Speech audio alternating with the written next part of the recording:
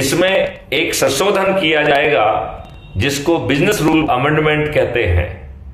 Business rule amendment के कारण कोई भी विधायक, कोई भी मंत्री, कोई भी मुख्यमंत्री, कोई भी सांसद, कोई भी केंद्रीय मंत्री या प्रधानमंत्री कोई भी चीज विचार के लिए विधानसभा या पार्लियामेंट में सीधे नहीं ला पाएंगे।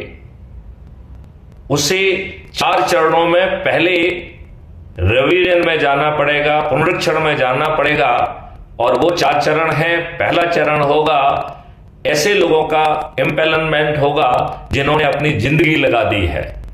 ऐसे लोगों को की पैनल को टास्क फोर्स कहा जाएगा।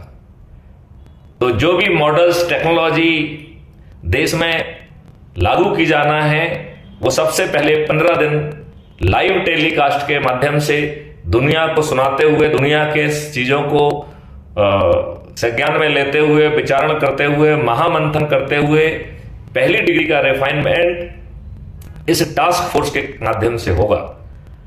फिर जो सब्जेक्ट एक्सपर्ट्स हैं जिन्होंने किताबें लिख के रखी हैं, ऐसे लोग भी इम्पैनल्ड होंगे और ये इम्पैनल्ड एक्सपर्ट्स 15 दिन तक लाइव चर्चा करेंगे जिसमें हर कोई सम्मिलित होगा।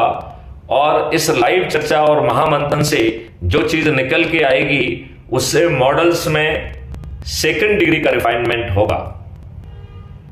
फिर पब्लिक 45 दिन तक लाइव डिस्कोर्स करेगी, क्योंकि उसने 30 दिन तक लोगों को सुन लिया है, तो वो अपनी लेमैन भाषा में अपनी चिंताएं, अपनी शंकाएं, अपनी कुशंकाएं, कंसर्न बता पाएगी, सुझाव दे पाएगी।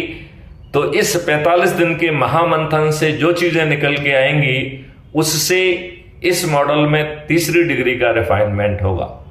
चौथे चरण में देश का प्रधानमंत्री, उप प्रधानमंत्री, केंद्रीय मंत्री, सांसद, मुख्यमंत्री, राज्य सरकार के मंत्री, सभी विधायक, जिला पंचायत अध्यक्ष, मेयर, गांव के सरपंच, सभी लाइव चर्चा में 15 दिन तक सम्मिलित होंगे।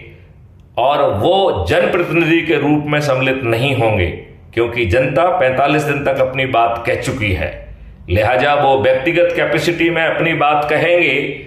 और इस महामंथन से जो चीज निकल के आएगी उससे चौथी डिग्री का रिफाइनमेंट होगा। और ये रिफाइंड मॉडल फिर पार्लियामेंट या विधानसभा में विचारण के लिए जाएगा। और ये पार्लियामेंट के सेशन नहीं होंगे, पार्लियामेंट 365 डेज काम करेगी, क्योंकि इतने सारे मुद्दों पे इतनी सारी चीजों का विचारण करना होगा। Parliament can not run in session.